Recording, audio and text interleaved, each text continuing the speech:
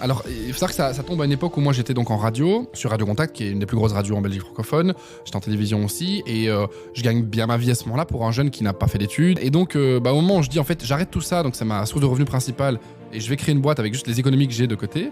J'ai envie de l'essayer, mais autour de moi, il y en a qui me disent ouais, mais t'es quand même sur une pente ascendante dans le monde des médias. Enfin, vas-y, continue, quoi. Tu vois, tu peux encore chercher des trucs. Mais j'avais envie d'un truc qui me nourrissait un peu plus et qui me permettait de me sentir m'accomplir en fait. Et c'est pour ça que j'ai vraiment, sans aucun regret, tiré un trait dessus du jour au lendemain, quoi.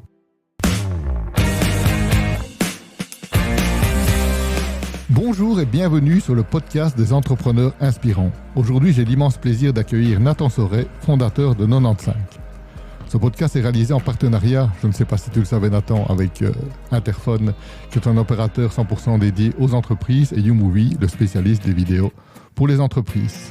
Première question, d'abord bonjour. Bonjour, et effectivement, je vois Interphone partout, donc je me dis, il y a un lien, à mon avis. Il y a quelque chose. Donc pour commencer, première question très facile en général, qui es-tu Nathan ? Alors, Nathan Soret, moi j'ai 29 ans et demi, je précise, parce que c'est-à-dire que j'ai bientôt 30 ans et ça va être un cap important. Hein. Je suis originaire de la région verviétoise, mais j'habite à Bruxelles depuis une grosse dizaine d'années maintenant. Ouais.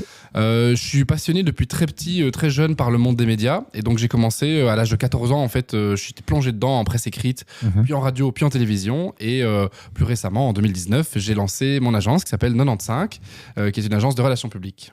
Tu as fait les études aussi dans journalisme ou autre ? Alors j'ai voulu, c'est-à-dire que je me suis inscrit à l'IEX, j'ai été en première année à l'IEX, j'ai raté ma première année parce que j'avais très peu en cours et je bossais déjà beaucoup pour le groupe RTL à l'époque. Ouais. Et puis j'ai fini par réussir cette première année, mais en fait c'est le moment où je me suis retrouvé en radio et donc cette vie professionnelle m'appelait et donc non, j'ai jamais, je n'ai que mon permis de conduire. Voilà. Tu es un pur autodidacte. Ouais, on va dire ça. Et donc 95, dis-nous en plus sur l'activité de ton entreprise alors. Alors 95, avant tout, c'était une structure pour moi qui était salarié avant, dans le groupe RTL. Je bossais en radio, je bossais en télévision. Et à un moment, j'ai un peu l'envie de me mettre à mon compte, de tester des choses seul, de me développer seul aussi. Et donc, je vais chez le notaire, je crée une société avec le peu d'argent que j'avais de côté. Et il me dit, c'est quoi le nom de la société ? Je dis, 95, je suis né en 95, c'est aussi simple que ça. C'est ça le lien, en fait. Voilà. Et donc, du coup, il n'y avait pas du tout de stratégie à ce moment-là de dire, OK, ma vision, c'est ça, mon plan financier et tout. Donc, c'est seulement 2 ans plus tard, en 2019, que vraiment, je me suis constitué sous forme d'agence, j'ai engagé une personne, puis 2, puis 3, etc. Mais donc concrètement, qu'est-ce qu'on fait ? Parce que c'est quand même ça la question. Donc c'est une agence de relations publiques, donc on gère la réputation de nos clients qui sont aussi bien des startups, des chefs d'entreprise, entrepreneurs, entrepreneuses, des artistes aussi, des sportifs. C'est assez large, vraiment le grand écart en permanence dans nos journées avec l'équipe, c'est assez marrant. Et donc ça passe par le fait de gérer leur réputation sur les médias traditionnels, donc la presse écrite, en ligne, radio, télévision. Ça peut être sur les réseaux sociaux, ça peut être à travers, je sais pas moi, tout ce qu'on peut imaginer comme endroit où une entreprise ou un entrepreneur est présent sur podcast, Internet. Par exemple. Un podcast également, oui, tout à fait. Oui, tout à fait. C'est tendance en fait parce que je pense que c'est Laurent Lotte, je pense, qui a aussi démarré un peu dans... Alors c'est vrai que Laurent, c'est marrant parce qu'en plus on en a parlé tout au début, juste un peu avant qu'il lance ce concept-là. Alors lui c'est vraiment concentré sur le personal branding, donc pour les chefs d'entreprise. Là où nous c'est un peu plus large et surtout on n'est pas concentré que sur le personal branding. On fait un boulot d'attaché de presse. Les relations publiques globalement c'est ça. Oui, c'est ça. Même si parfois c'est un mot qui a une définition très très large et tout le monde a un peu une définition différente. Nous en fait on va défendre les intérêts de nos clients auprès des médias, globalement. Ok. Ouais. Et c'est quoi la journée type de Nathan aujourd'hui ? Rien du tout jusqu'à 14h, 15h, venir ici faire un podcast. Non, je rigole. En fait, c'est plutôt une semaine type, puisqu'en gros, moi, j'ai 2 moments où je suis en contact avec mon équipe. Donc, on est 8 personnes. J'ai 7 collaborateurs dans l'agence. Et donc, c'est le lundi matin et le jeudi matin. C'est les moments où on fait un peu le check sur tous les clients, tous les points, etc. Pour le reste, c'est assez libre, autant pour moi que pour eux. C'est-à-dire qu'il y en a qui sont au bureau, d'autres qui sont en télétravail, d'autres qui sont sur la route. Il n'y a pas vraiment de contrôle par rapport à ça, parce que chacun gère vraiment ses projets de A à Z, ses clients de A à Z. Donc ça implique de devoir se déplacer sur des interviews, des tournages, ce genre de choses. Donc pareil pour moi, c'est-à-dire que je suis souvent en fait un peu à gauche à droite, beaucoup à Bruxelles forcément, mais dans des rendez-vous, etc. Rencontrer de nouvelles personnes, rencontrer de nouveaux clients. Et donc aujourd'hui en fait, contrairement à peut-être il y a 2-3 ans où c'était beaucoup plus cadré, parce que j'avais encore ce réflexe d'employé de se dire il faut venir au bureau de 9h à 17h, c'est important, et du lundi au vendredi, etc. Aujourd'hui, je peux plus facilement me dire en fait le mercredi, si j'ai envie d'aller au sport plutôt que de travailler, je peux parce que je vais rattraper ça à un autre moment. Et Ouais. voilà, il m'a fallu du temps en fait avant de m'affranchir de ces réflexes d'employé et de me dire mais non en fait mais personne m'attend en fait donc je fais ce que je veux quand même. S'il y a bien un des avantages d'être indépendant, c'est ça. Mais donc les journées types elles sont vraiment très différentes. Mais donc globalement, parce que je gère de moins en moins de campagnes directement, c'est beaucoup de contacts avec les clients et des potentiels partenaires, des journalistes, des rédacteurs en chef, etc. Mhm. Mais c'est intéressant ce que tu dis parce que c'est aussi un des points qui m'avait marqué, c'était le fait de me dire finalement je peux même dormir plus tard, il n'y a personne qui va m'appeler se demander où je suis. Non, c'est vrai.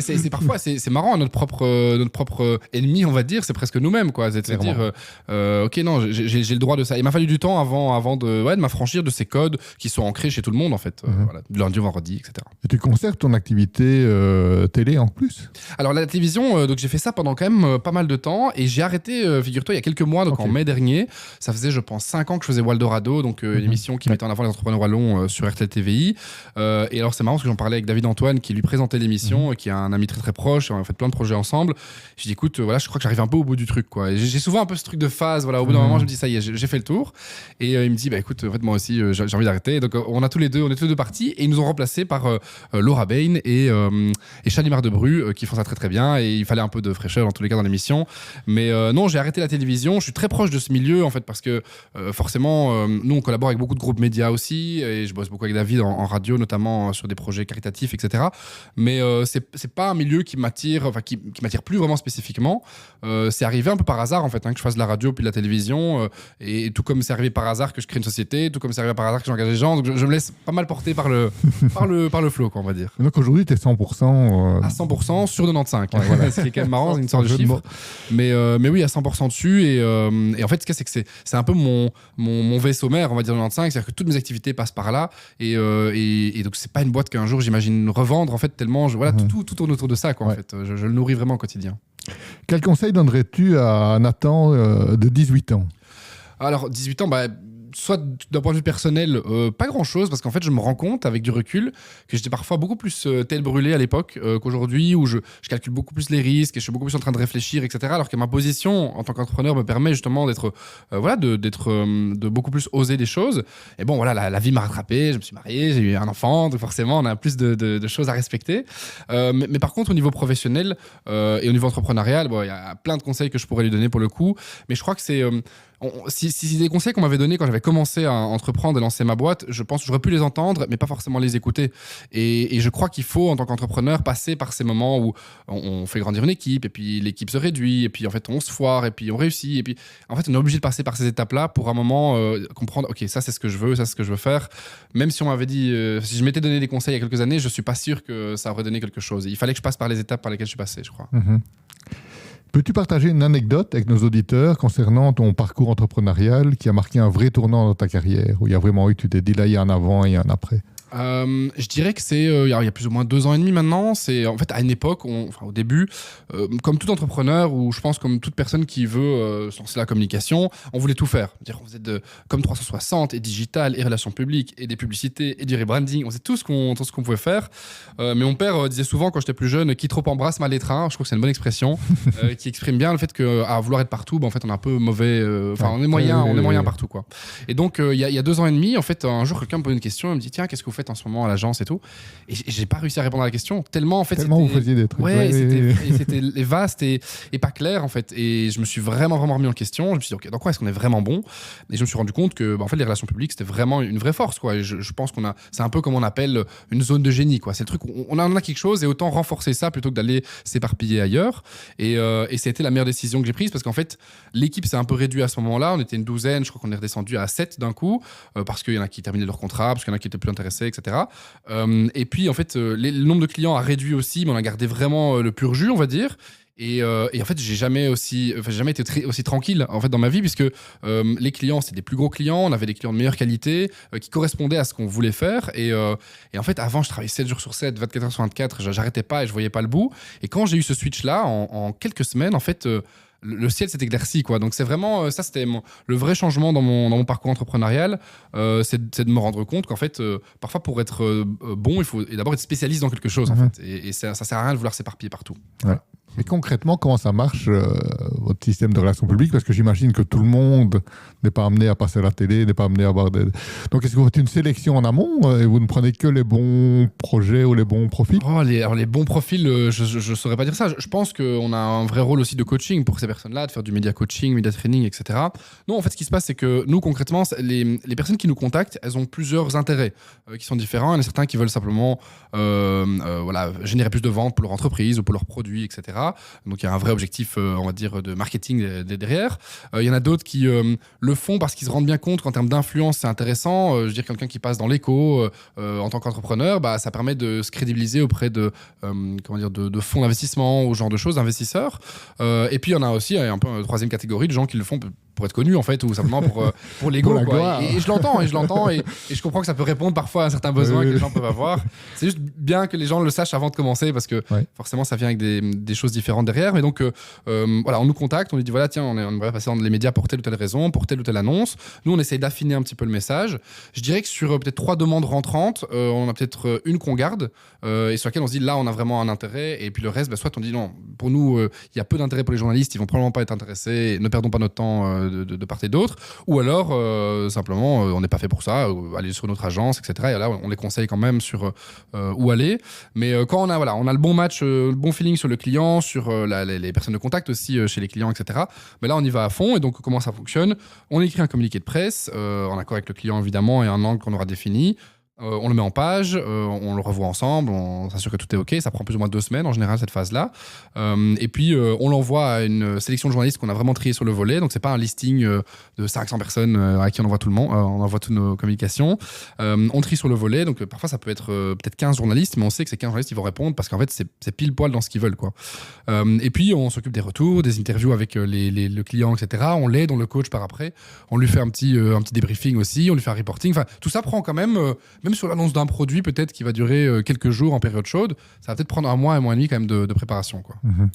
Amener par exemple la nourriture saine dans les cantines scolaires. Petit clin d'œil à Benoît, puisque c'est un peu le trait d'union qui nous a Exactement, et Benoît qui nous a contacté. C'est assez marrant parce que c'est un bon exemple d'un client qui a vu qu'il y avait un intérêt pour lui, mais qui ne s'est pas précipité. Et ça aussi, il y a une question de timing en fait. Il y a des moments, des gens qui ont l'idée et puis veulent déjà communiquer. Et moi, je pense que c'est bien d'abord lancer des trucs, de voir si ça fonctionne, de voir un peu les retours, d'avoir quelques chiffres, etc. Et là, commencer à pouvoir communiquer autour. Et Benoît, c'est ce qu'il a fait, c'est qu'il nous a contacté, je crois vraiment, quand il venait de lancer le concept.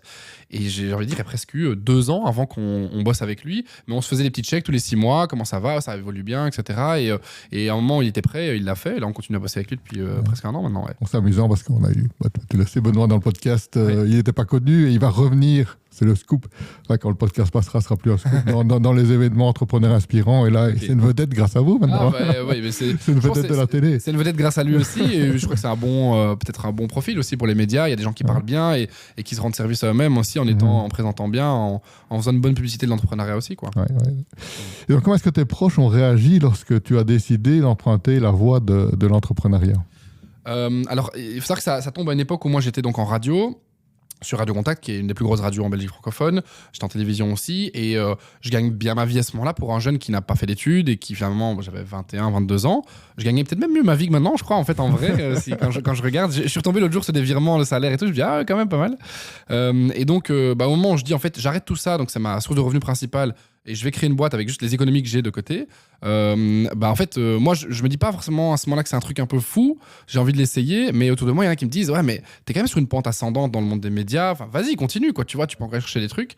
Et je sais pas, moi, c'est pas la gloire qui m'attirait, c'est pas ou même l'argent spécifiquement que je pouvais éventuellement en retirer. C'était vraiment plus une question d'accomplissement personnel, de pas juste. Bon, j'étais en radio et c'était génial, c'est le meilleur métier du monde. Je m'amusais, on faisait les 400 coups, on rigolait tout le temps, il y a des invités, des superstars qui venaient tout le temps, c'était trop bien en fait, c'est le métier de rêve, mais j'avais envie d'un truc qui me nourrissait un peu plus et qui me permettait de me sentir m'accomplir en fait, et c'est pour ça que j'ai vraiment sans aucun regret tiré un trait dessus du jour au lendemain, quoi. Ce qui arrive souvent dans la vie d'un entrepreneur et qui est très formateur, c'est l'échec. Ouais. Évidemment, toi tu as une jeune carrière d'entrepreneur, mais s'il y a quand même déjà un échec que tu as connu et dont tu as tiré des leçons intéressantes. Ouais, ça je pense qu'il n'y a pas un entrepreneur qui est passé par cette étape-là qui pourra dire le contraire, mais c'est le moment en fait où Au début, quand on crée une start-up, une entreprise, on a envie de dire ouais, c'est une famille, on crée une famille, etc. Et c'est souvent l'envie qu'on a au début parce qu'on sait qu'en faisant ça, tout le monde va bien s'investir et nous-mêmes, on est super investis dans le projet, etc. En plus de ça, c'est marrant parce que j'ai mon petit frère qui était mon premier employé, donc pour le coup, c'est vraiment une famille. Et ce qu'il y a, c'est qu'il y a un moment, en fait, on se rend compte qu'il y a des limites à ça. Et l'entreprise ne doit pas forcément être une famille, en fait. Et c'est un peu une mauvaise idée, je pense, en tant que chef d'entreprise, de penser comme ça, parce que du coup, ça permet on accepte tout alors du coup on se dit c'est normal et on travaille plus et c'est normal et on est mal payé et c'est normal et voilà, je pense que c'est un peu une erreur. Et donc du coup quand on est dans ce truc là et qu'en fait on perd quelqu'un, soit parce qu'on a dû arrêter on va dire la collaboration avec, soit parce que la personne part pour d'autres horizons, là moi ça m'a vraiment tué quoi en fait. Je me suis dit, donc en fait on est une famille mais en fait quoi on se sépare comme ça. C'était vraiment difficile. Et puis après je l'ai vu de manière beaucoup plus je dirais pas froide parce qu'en fait vraiment je m'entends super bien avec toute l'équipe et je crois inversement et tout, mais j'étais en mode ok en fait personne ne m'appartient en fait et les gens ils ont le droit d'aller où ils veulent comme ils veulent et il y a des moments ça matche pas en fait, c'est comme ça et je crois que chacun a sa place quelque part et parfois on a juste pas trouvé le bon endroit. Et donc ouais je crois le premier échec je l'ai ressenti comme ça en tout cas, c'est quand soit j'ai dû me séparer de quelqu'un ou quelqu'un est parti, je me dis qu'est-ce que j'ai fait de mal et on remet tout en question, alors qu'en fait ça fait juste partie de l'histoire d'une boîte, c'est tout à fait normal et aujourd'hui je suis prêt à tout. Si même mon petit frère me dit je pars, ce serait une trahison familiale mais je serais ok avec ça parce que je sais que ça peut arriver quoi. Ça m'est déjà arrivé une première fois, ouais. Donc voilà. Une fois que c'est passé une fois, après c'est... Franchement je crois que ça va, ouais. Je suis guéri de ça. Comment utilises-tu ton entreprise pour avoir un impact positif sur la société ? En fait, nous, on a finalement, parfois je me rends compte, on a un gros pouvoir quand même. C'est-à-dire qu'on est le dernier rempart, le dernier filtre avant les journalistes et donc les médias. Et donc les journalistes, il y a une vraie relation de confiance qui se tisse avec eux. Et donc quand on vient leur parler d'entrepreneurs ou d'entreprises ou de concepts, etc., en fait, ils nous font super confiance. Et donc on ne doit pas briser cette confiance-là. Mais ça veut dire qu'on a aussi cette responsabilité du jour au lendemain pouvoir mettre quelqu'un sur le devant de la scène. Hein. Tu disais justement, tiens, est-ce que... on parlait du fait que par ego, certains étaient contents de se montrer. Est-ce que tout le monde peut le faire ? En fait, il y a des gens, ils pourraient vite vriller. Et c'est important de se rendre compte aussi en amont de pourquoi ils veulent passer dans les médias, etc. Et donc, on a quand même un certain pouvoir. Et donc, forcément, comme on dit, ça implique de grandes responsabilités. Mais sinon, pour ce qui est de nos clients, au-delà du filtre qu'on fait un petit peu à l'entrée sur ceux pour lesquels on pense qu'on peut leur apporter quelque chose, l'impact qu'on peut avoir, je pense, c'est dans les clients qu'on a mis en avant. Alors, c'est pas un argument qu'on met spécialement en avant, mais on a beaucoup d'entrepreneurs issus de la diversité et des jeunes aussi. Et en fait, en vrai, c'est devenu presque un argument, je m'en suis rendu compte en pitchant ça aux journalistes, parce que quand on ouvre parfois des revues business, l'Echo, le Trends, etc., on se rend compte qu'en fait, c'est souvent les mêmes profils, enfin, c'est beaucoup les mêmes profils. Et quand on voit, je pense par exemple à Marvin, qui est un de nos clients, qui est sénégalo-indien, originaire de Namur, justement, qui est un jeune, qui est vraiment génial avec sa boîte Freshéo, qu'il passe dans l'Echo et que je me dis waouh, mais en fait ça fait longtemps qu'on n'avait pas vu quelqu'un qui a son profil, ou peut-être quelques années qu'on n'avait pas vu ça. C'est une vraie fierté parce que je me dis voilà, on montre un peu ce que la pluralité, aussi la diversité de l'entrepreneuriat.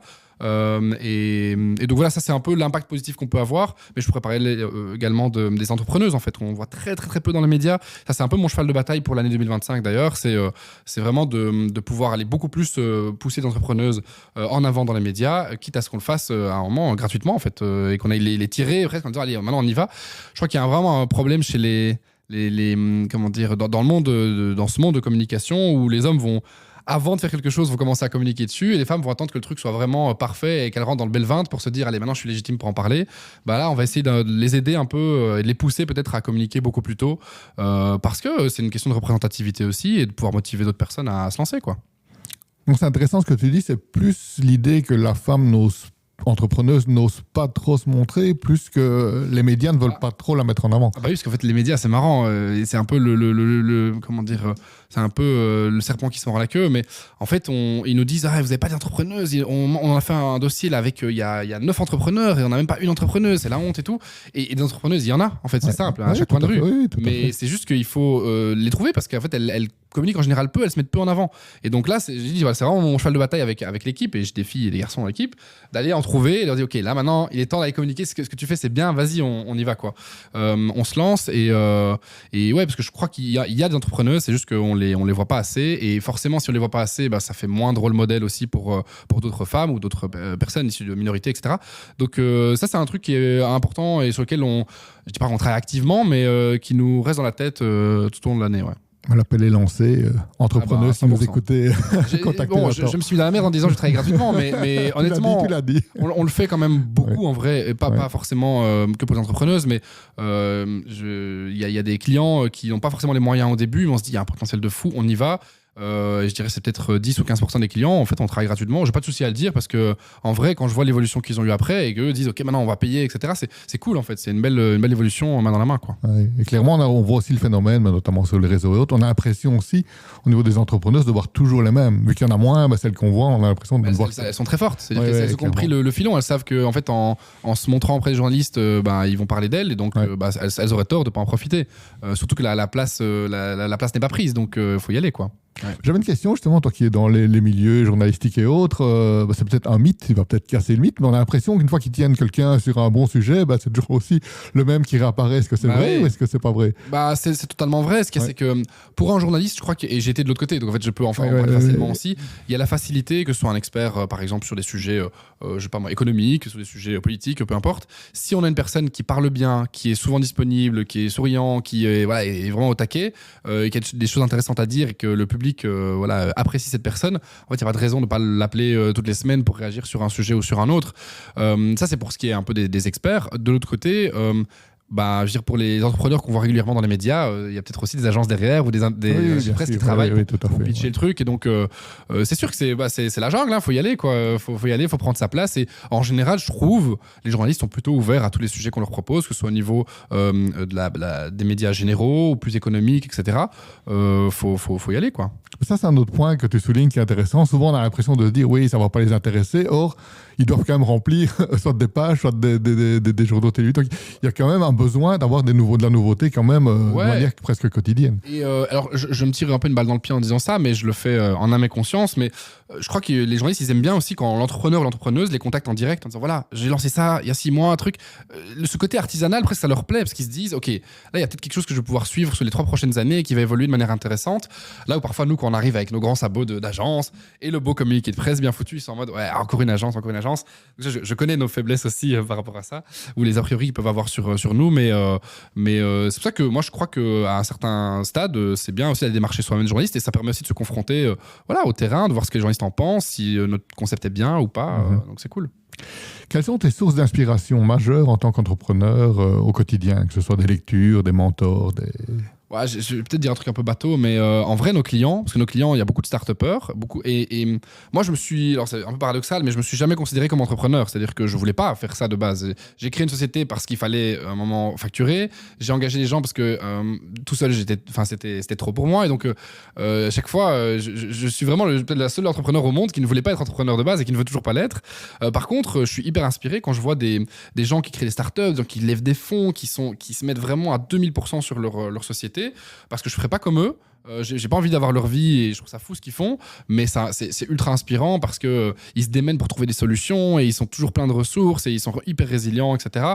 Donc moi en vrai c'est les clients qui viennent chez nous et qu'on apprend à connaître en fait en les défendant, en les mettant en avant, etc. Je les découvre à chaque fois sous des angles différents et ils m'inspirent hyper fort, quoi. Donc si tu veux savoir, va sur notre site et tu verras tous ceux qui m'inspirent, ils sont dessus en gros. Inspiré par ses clients, c'est pas mal comme réponse. Si tu pouvais inviter n'importe quelle personnalité, vivante ou décédée, pour un dîner d'affaires, qui choisirais-tu et pourquoi? Maintenant, c'est peut-être bateau pour toi, vu que tu as déjà reçu quand même quelques personnalités. Alors, je vais dire quelqu'un que j'ai déjà rencontré à 2 reprises. Et il n'y a pas très longtemps, justement, il y avait la soirée Forbes 30 under 30. Et c'était lui qui était vraiment le parrain de l'événement. C'était Fabien Pinkars de Odoo. Et je sais pas, moi, en fait, il me fascine. J'en parlais encore avec quelqu'un tout à l'heure au téléphone. Il me fascine parce que j'aime le fait qu'il respecte aucun code. Il s'en fout de comment même il est sapé, de l'image qu'il renvoie, etc. Il s'en fout, il dit même de l'argent, il s'en fout. Et en fait, il casse plein de codes. Et quand on sait que c'est une des personnes potentiellement les plus riches en fait aujourd'hui en Belgique, et quand on compare en fait aux autres familles très installées, super riches, etc. Il est très dissonant. Et au-delà de ça, il est trop inspirant. Je l'ai entendu parler pendant 30 minutes. Il a fait une petite keynote.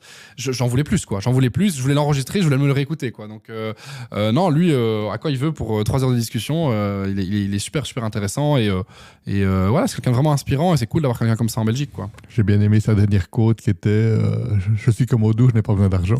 Ça c'est magnifique, c'est la meilleure punchline qui existe. Ouais, mais c'est un animal particulier, je dirais un peu comme ça. Et à rien faire, les gens, quand ils commencent à gagner un peu d'argent, ou que potentiellement ils valent 2 ou 3 milliards, bon, et à un moment, forcément, ça fait tourner la tête, quoi. Et donc, sa réflexion, elle est assez dingue, quoi.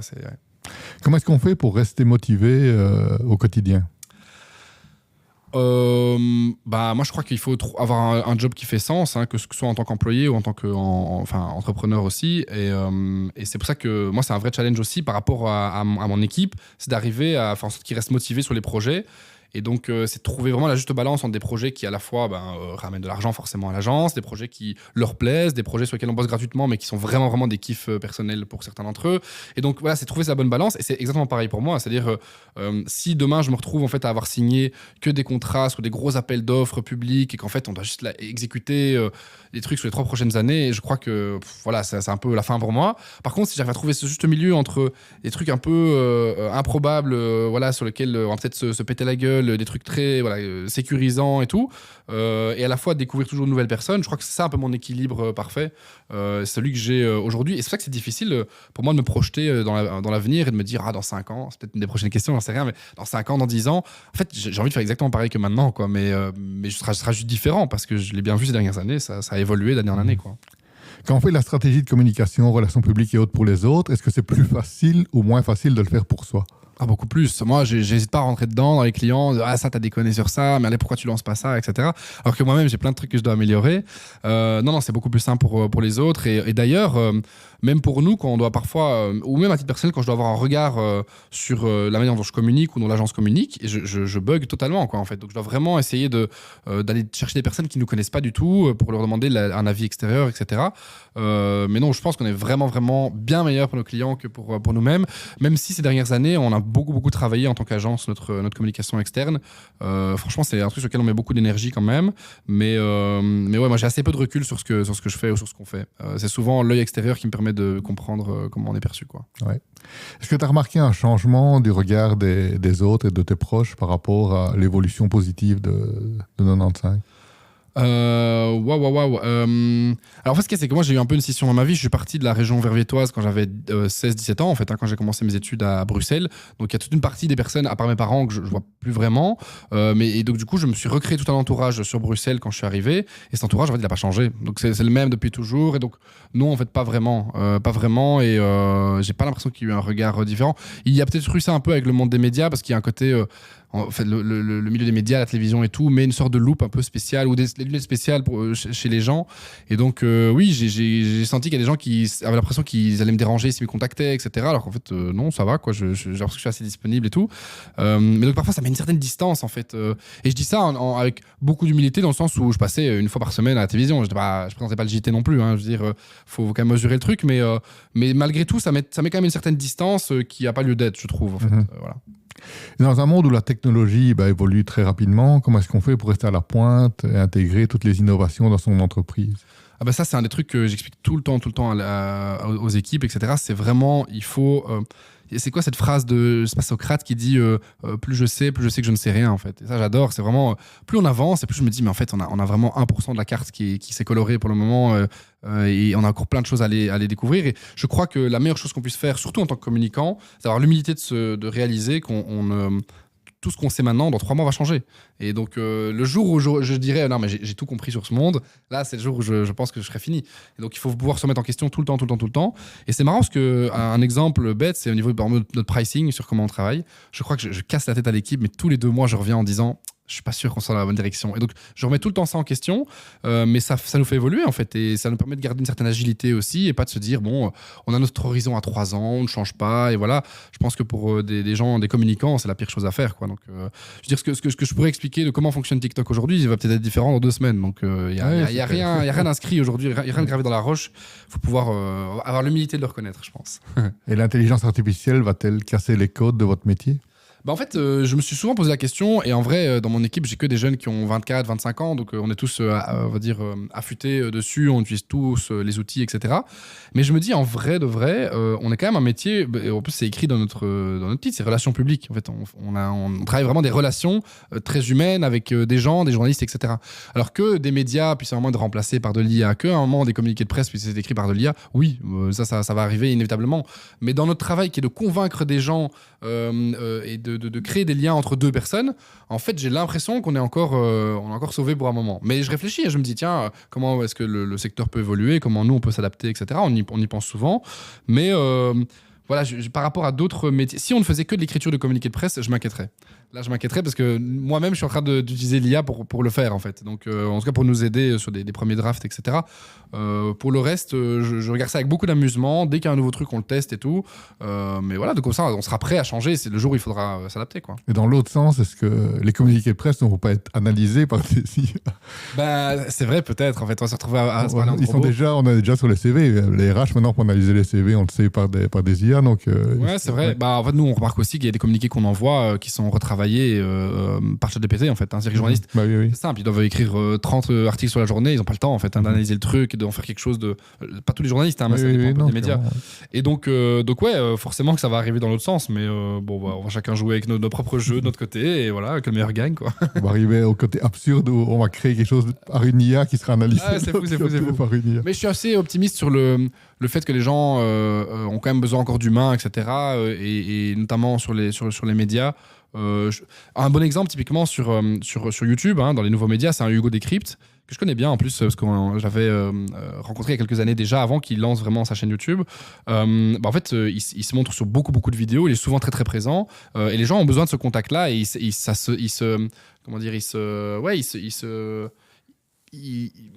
s'identifie en fait à Hugo Décrypte, quoi. Je veux dire, il s'identifie à lui et ils sont accrochés à ah ouais, c'est Hugo, etc. Il a vraiment personnifié l'actualité, quoi. Ce qu'aujourd'hui on pourrait dire, ben non, une IA va nous donner les infos et puis c'est bon, mais c'est un bon contre-exemple, en fait, je trouve, lui. Attention qu'il y a des présentateurs télé maintenant, 100% créés par des IA. Ouais, ou même des animateurs radio, je sais aussi, mais je sais pas. Je suis pas du tout réfractaire ou en train de dire ouais, c'est génial, ça va tous nous remplacer. Je suis juste curieux et voilà, je pense que c'est la posture qu'il faut garder, quel que soit l'âge. Ouais, tout à fait. Alors, quel conseil donnerais-tu à un entrepreneur qui souhaite créer un équilibre sain entre sa vie privée et sa vie professionnelle, si toi-même t'y arrives? Bah en fait, j'y suis arrivé et c'est marrant, justement, il y a 2 ans et demi, quand j'explique que on a fait un peu ce changement de voilure. En fait, il y a un moment où je travaillais vraiment 7 jours sur 7 et je voulais être papa, du coup, c'était avant que je devienne papa, et je me disais, mais comment est-ce que je vais faire le jour où j'ai un enfant? Ça va juste pas être possible, je n'y arriverai pas, j'arrive pas à me libérer de mes propres chaînes, quoi. Et en fait, le vrai changement a eu lieu pour moi, mais c'est aussi plus simple d'expliquer ça en tant que personne qui a une équipe. C'est-à-dire, c'est pas le cas pour un indépendant qui est tout seul, c'est différent en tout cas, mais c'est d'apprendre à déléguer. Moi, je savais pas du tout bien déléguer. J'étais beaucoup dans un peu ce qu'on appelle le micromanagement, voilà, parce que je me disais, mais je fais tout bien et je fais mieux que les autres, et donc il faut que je leur explique comment on fait et tout. Et le jour où j'ai compris qu'en fait, une fois qu'on laisse aux gens leur autonomie, en fait, ils vont le faire mieux que nous. Et donc, je me suis rendu compte, et je me suis dit, au début, il y a une petite sortie de route, et tu te dis, ah, j'aurais pas fait comme ça. Puis tu vois que la personne, en fait, elle emprunte un autre chemin, et tu te dis, ah, mais ouais, c'est beaucoup plus rapide, en fait, cette voie. Et donc, là, le jour où j'ai commencé à vraiment lâcher du lest et à faire confiance aux gens, je pense que les gens, ils font des très bonnes choses de l'autonomie qu'on leur laisse. Et il faut leur faire confiance, globalement. Et plus on va essayer dans le contrôle, etc., plus on va essayer de jouer avec ce contrôle, ou alors on va mal le prendre, et on va se sentir, eux vont pas se sentir valorisés. Et donc moi, dès qu'il y a eu ça, ça m'a permis de prendre beaucoup de recul, surtout parce qu'en fait, chacun gère ses trucs, ça papote, et moi je gère mes trucs de mon côté, mais je le gère comme je veux. Je suis pas esclave, entre guillemets, de chaque projet, de chaque personne que j'ai dans mon équipe, quoi.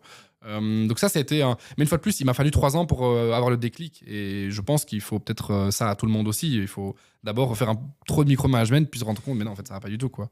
Donc ça c'est ce qui m'a beaucoup aidé à avoir cet équilibre. Pour le reste, je suis un mauvais exemple dans le sens où je consomme H24 les médias, c'est-à-dire que ce sur quoi on travaille, je consomme ça tout le temps. Je suis trop passionné des médias, de l'actualité, de tout ça.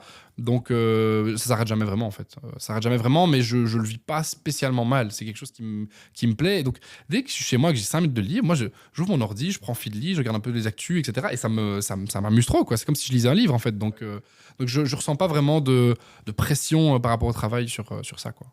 Donc tu l'as évoqué un peu tout à l'heure, comment est-ce que et je te pose la question, comment est-ce que tu envisages l'évolution de ton secteur et de l'entreprise dans les 5 prochaines années? Voilà, tu vois la question à laquelle j'arrive pas à répondre. En fait, ce que je constate de négatif, c'est le fait qu'on perd d'année en année des médias. Alors, nous, finalement, c'est notre ressource numéro 1, puisque nous, on contacte des journalistes, on contacte des médias, etc. Donc, on en perd. Typiquement, l'année dernière, on a perdu Métro, ce qui est super dommage, parce que c'est une des seules presses accessibles et gratuites qui était disponible pour tout le monde. Donc, c'est quand même dommage. Aujourd'hui, ça devient de plus en plus difficile d'avoir la presse gratuite. Et c'est normal, hein, je veux dire, il faut payer pour ça. Mais donc ça, c'est dommage qu'on les ait vus partir. On a Guido, donc le magazine pour les étudiants, qui en version papier est parti aussi. Pour beaucoup d'étudiants, c'était un premier contact avec de l'info, même si elle était un petit peu légère. Donc ça, je m'inquiète de voir que les médias n'arrivent pas aujourd'hui à trouver leur business model, un business model efficace, que ce soit difficile. Les journalistes aussi sont dans des situations parfois qui sont ultra précaires et c'est horrible parce que nous, finalement, on est payé normalement et même bien par des clients pour faire parler d'eux dans les médias où c'est des journalistes qui sont mal payés en fait. Donc c'est un peu horrible et très cynique comme situation. Mais donc je m'inquiète de ça. Pour le reste, je veux dire, sur les 5 dernières années, j'ai l'impression qu'on a changé 10 fois notre fusil d'épaule sur ce qu'on faisait, sur comment on le faisait. Donc je me dis que dans 2025, on va peut-être changer encore 2 fois et on va s'adapter à chaque fois. Donc je ne sais pas ce que l'avenir nous réserve sur les relations publiques. Je reste curieux. Je vais un peu modifier ma question suivante et te demander, pourrais-tu partager avec nos auditeurs les 3 fondamentaux normalement de la réussite entrepreneuriale, mais toi, je vais plutôt te demander, parce que c'est ton secteur, de la réussite de sa communication en tant qu'entreprise. C'est vrai, c'est une question large. La première chose, je dirais, et c'est la première chose qui me vient en tête pour le moment, souvent, on a un peu envie de vouloir tout faire en communication. Et donc, il y a des responsables marketing qui vont se dire, OK, il y a TikTok, il faut être sur TikTok, Instagram, il faut être sur Instagram, Twitter et partout, etc. Et en fait, je crois que la communication, c'est un peu un buffet à volonté. Et il faut regarder, comme quand on arrive dans un buffet à volonté, se dire, OK, moi, j'ai envie d'un peu plus de pizza, un peu plus de salade froide, un peu plus de glace, etc. Et je fais un peu mon petit truc à moi, ma petite assiette. Je pense que c'est important de réfléchir à ça. Et faire des relations publiques ne sera pas forcément ultra intéressant pour une boîte. Faire du digital ne sera pas forcément intéressant pour une autre boîte. Comment est-ce qu'on explique qu'il y a des restaurants qui soient ouverts et remplis toute la journée depuis des années alors qu'ils n'ont jamais un seul compte Instagram, rien du tout? Parce que voilà, le bouche à oreille fonctionne bien, ils n'ont pas forcément besoin d'aller claquer leur argent sur de la publicité à la radio, à la télévision ou peu importe. Donc ouais, ça c'est un peu un des premiers conseils que je pourrais dire, c'est ne pas se dire qu'on applique exactement la même solution que ce que la boîte à côté fait, mais c'est trouver ses propres trucs, voir ce qui fonctionne, ce qui fonctionne pas. Voilà, qu'est-ce que je peux dire d'autre, mais sinon pour les conseils plus entrepreneuriaux, on va dire, moi comme j'ai dit, c'était vraiment ce côté laisser de l'autonomie en fait aux équipes, c'est la meilleure chose qu'on puisse faire. Ils le rendront fois 1000 et on se rend service aussi en le faisant. Et puis la troisième chose, ça aussi c'est ce que j'ai un petit peu dit, mais il faut, je crois, avoir l'humilité de se rendre compte au bout d'un moment, est-ce que je pars dans la bonne direction, est-ce que je fais c'est bien, et est-ce que je peux pas changer un peu de direction. Et c'est ce que j'ai fait il y a 2 ans et demi en remettant un petit peu tout en question, quoi, finalement. Et c'est la meilleure décision à prendre, parce que en fermant vraiment un petit peu nos secteurs d'activité sur lesquels on travaillait, mais en fait ça a vraiment permis d'accélérer l'activité de la boîte, quoi. Voilà. Ça répond pas vraiment à ta question, je suis désolé. J'ai improvisé un truc. Oui, mais c'est pas grave. Et puis, il faut garder un peu de mystère. Voilà. Si les gens veulent savoir plus, le point 2, le point 3, il faut te contacter. Et ça coûte cher. Ça coûte très cher. Non, je rigole. Est-ce qu'il y a une question que je ne t'ai pas posée et que tu aurais voulu que je te pose ? Un sujet dont tu aurais voulu parler et qu'on n'a pas encore parlé, parce qu'on arrive tout doucement à la fin. Et c'est marrant parce on s'était dit au départ, il y a un timing serré. Et finalement, je pense que tu as plus dit que d'autres sur le temps. Je parle trop vite, c'est mon problème. Comme quand on écoute une vidéo ou un livre 1.5, on a plus de trucs. Non, rassurez-vous, le podcast n'était pas en x2, hein. Il était en x1, c'est juste que je parle trop vite.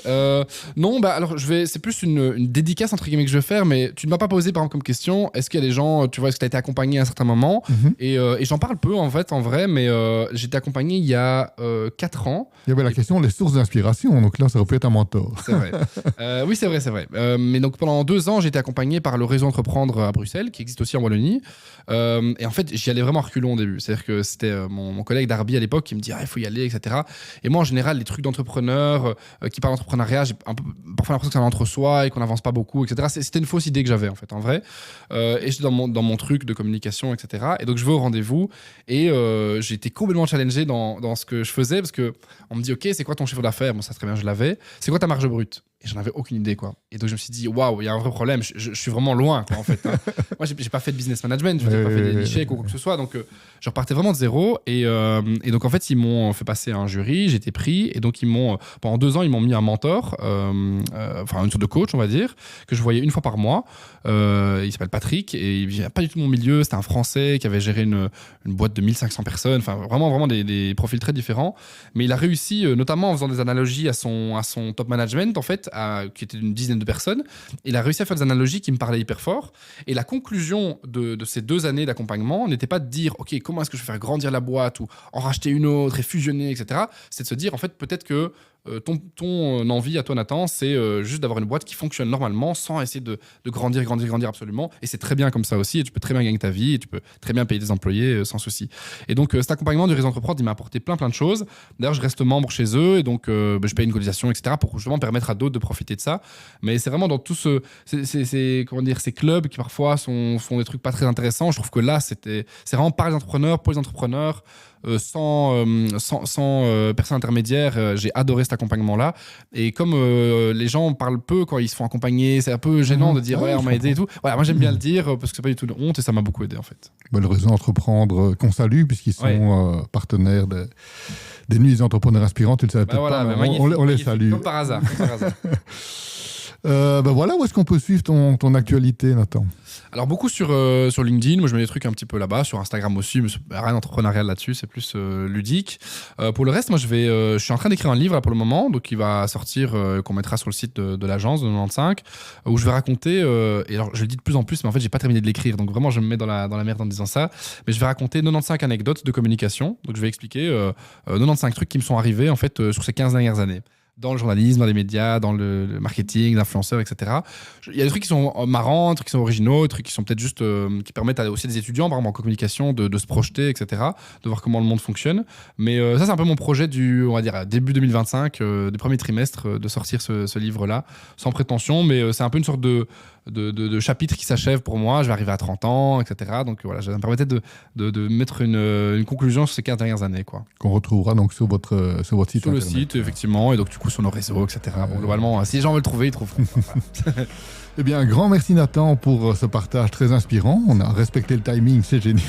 Génial, merci. Chers auditeurs, on vous remercie du temps que vous nous avez accordé. Si vous avez aimé ce podcast, partagez-le, abonnez-vous. Et on se donne rendez-vous prochainement pour de nouveaux épisodes et de nouvelles rencontres. À très bientôt.